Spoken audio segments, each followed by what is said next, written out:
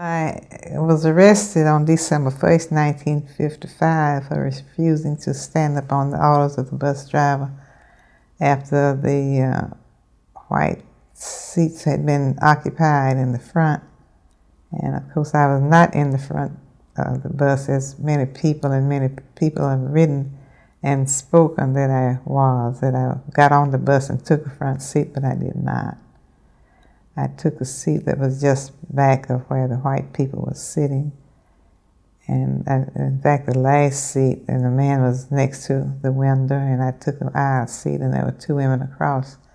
And we went on undisturbed until about the second or third stop when some white people boarded the bus and left one man standing. And when the driver noticed him standing, he told us to stand up and let him have those seats. He referred to them as front seats. And when the other three people, after some hesitancy, stood up, he wanted to know if I was going to stand. I told him I was not, and he told me he would have me arrested. And I told him he may do that. And of course he did. He didn't move the bus any further than where we were, and went out of the bus. I stood in the door, and several people got off. Didn't any white people get off, but several of the black people got off. And shortly thereafter, the two policemen came on the bus, and one asked me if the driver had told me to stand, and I said yes. And he wanted to know why I didn't stand. I told him I didn't think I should have to stand up. And then I asked him, why did they push us around? And he said, and I quote him, "I don't know, but the law is a law and you are under arrest." And with that, I got off the bus under arrest. It was put in the paper that I had been arrested. And of course, there were people, Mr. E.D. Nixon, who was the legal redress chairman of the NAACP, the Montgomery branch of the NAACP. And he'd been made a number of calls during the night and called a number of ministers. And they set a meeting for this. I was arrested on Thursday evening, and on Friday evening is when they had the meeting at the Dexter Avenue Baptist Church where Dr. Martin Luther King was the pastor. And a number of citizens came, and I told them the story. And then from then on, it became news about my being arrested. And on my trial, which was December 5th, is when they found me guilty, and I was the lawyers Fred Gray and Charles Langford, who were representing me, they filed an appeal. And of course I didn't pay any fine. They set a meeting at the Holt Street Baptist Church on the evening of December 5th, because December 5th was the day that people stayed off in large numbers and did not ride the bus. In fact, most of the buses, I think all of them were just about empty, with the exception maybe a very, very few people. And when they found out that one day's protest had kept the people off the bus, they made it came to a vote actually, and it was unanimously decided that they would not ride the buses anymore until changes for the better were made.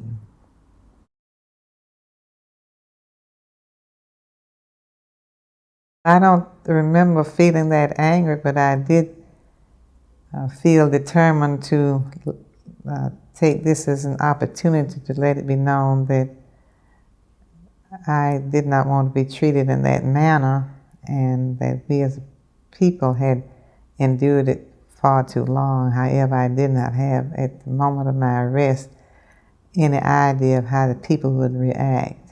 And since they react favorably, I was willing to go on with their desires. And of course, we formed what was known as the Montgomery Improvement Association on the afternoon of December 5th. And that is when Dr. Martin Luther King became very prominent in our movement, because he was chosen as a spokesman and the president of the Montgomery Improvement Association.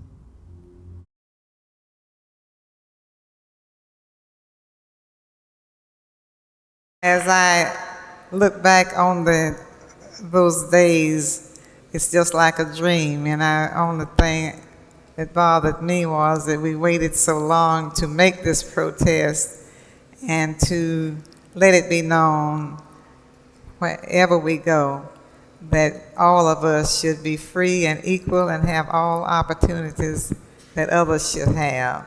When I was arrested, I was 42 years old. And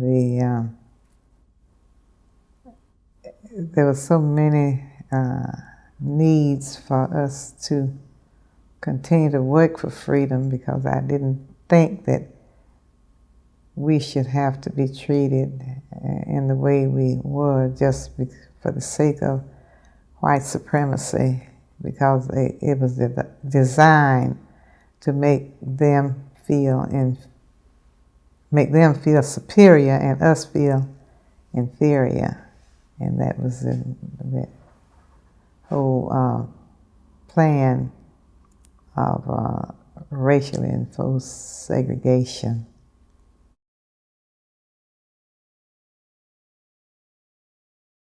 Back in Montgomery, during my growing up there, it was completely legally enforced racial segregation, and of course I struggled against it a long time. I felt that it was not right to be deprived of freedom when we were living in the home of the brave and the land of the free. Of course, when I refused to stand up on the orders of the bus driver for a white passenger to take the seat, and when I was not sitting in the front of the bus, as so many people have said, and neither was my feet hurting, as many people have said, but I had made up my mind that I would not give in any longer to legally enforced racial segregation. And of course that my arrest brought about the protest for more than a year. And in doing so, Dr. Martin Luther King became prominent because he was the leader of our protest, along with many other people. And I'm very glad that this experience that I had then brought about a movement that triggered across the United States and in other places. My mother was one, well, my family, I would say, my mother, my maternal grandparents. I grew up with them, and of course my mother was a teacher in the rural school, and she believed in freedom and equality for people, and did not have the notion that we were supposed to live as we did under legally enforced racial segregation. She didn't believe in it. Just by her attitude and her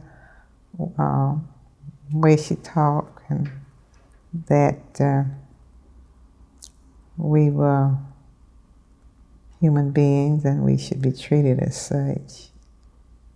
Just the way I grew up, yes, she did. And of course my grandfather had the same idea as well as my grandmother. both of them were born before the emancipation, before slavery ended, and they suffered a lot as young children during slavery. And of course, after slavery, it was not that much better, but I guess it was some better. And they were farmers, lived in the rural area in Alabama. My mother was a teacher, and I did attend school when she was teaching. And of course, my very first teacher was Miss Sally Hill, and I liked her very much. In fact, I liked school when I was very young, in spite of the fact that it was a little one-room school for all students, all ages from the very youngest until up to teen, as long as they went to school.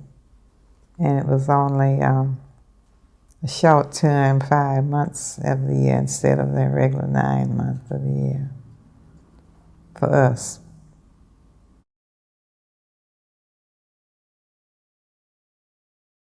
I want to let you know that all of us should be free and equal and have equal opportunity. And that is what I'm trying to instill and encourage and inspire young people to reach their highest potential.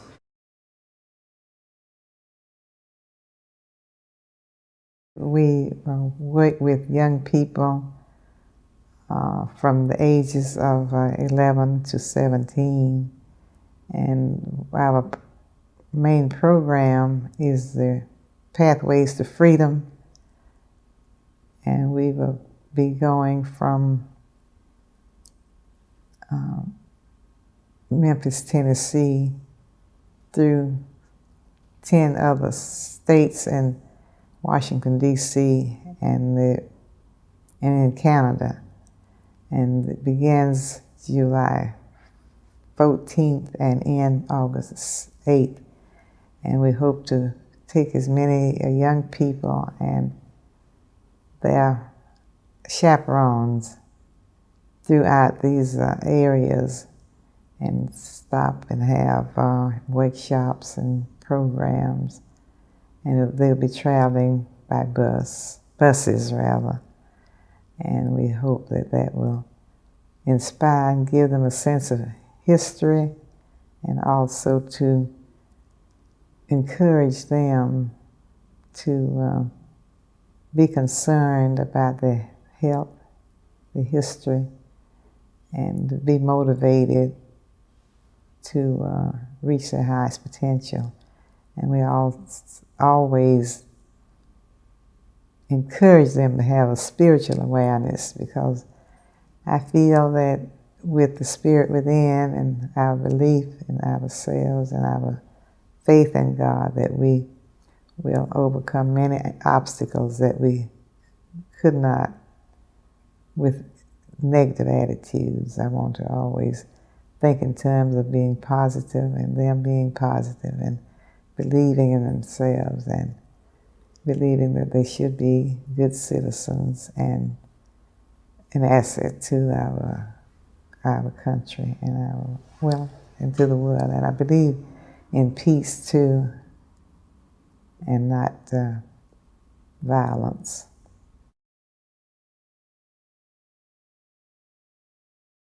I think to believe in yourself and to feel that when you feel like you have the right idea, is to stay with it.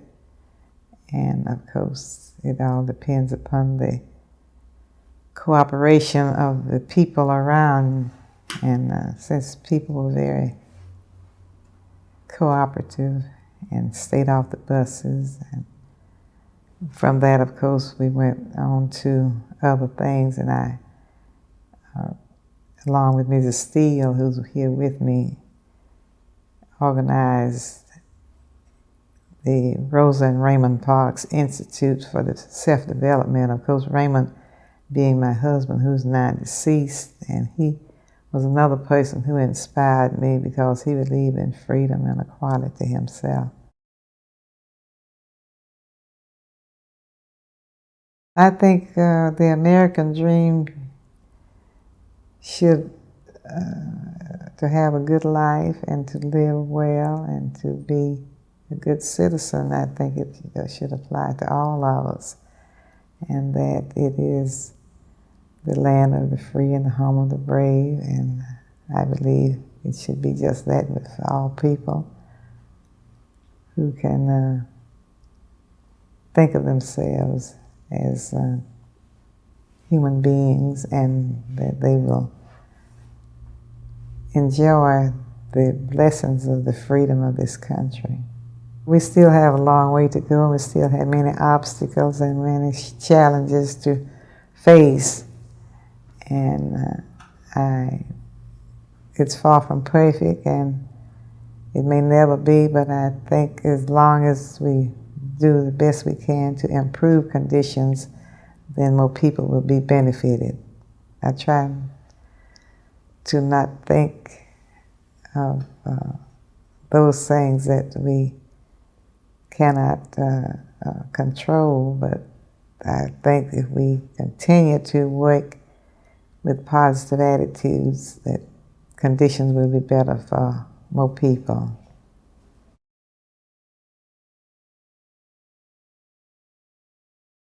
Advice I would give any young person is, first of all, to rid themselves of prejudice and ill will against other people, and to be concerned about what they can do to help others, and of course to get a good education and take advantage of the opportunities that they have, because there are some more opportunities in today's youth than I had when I was young. And whatever they do, to think positively and be concerned about other people as well as, and of course I think in terms of them being able to not succumb to many of the temptations, especially the use of drugs and substances that will destroy the health and physical health as well as mental health. The reason we start with them so young is try to get them before they get into that area, and of course it takes a good family life, and of course there are those who maybe have strayed away, and I would certainly advise them to find some means of helping themselves, even if they have gotten into some problems. And of course we have so many broken homes now, but even those, if they can find some means of being encouraged, and to try to find some role models that people in schools and in churches and whatever means that they can, and other organizations. That's why I believe in organizations, and that we need to be organized to work together instead of being so scattered about and not having any positive outlook on life.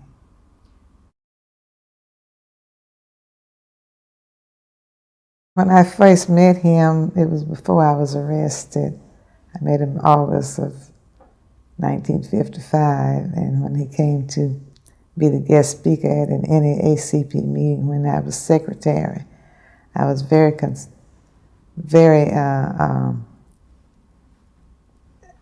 impressed with his delivery as a person, as a speaker rather, and of course his genuine friendliness as a person. And his attitude was, of course, to work and do whatever he could in the community through his church to make a difference in the way of life we had at that time. And I was really impressed by his leadership, because he seemed to have been a very genuine and very concerned person, and I thought a real Christian.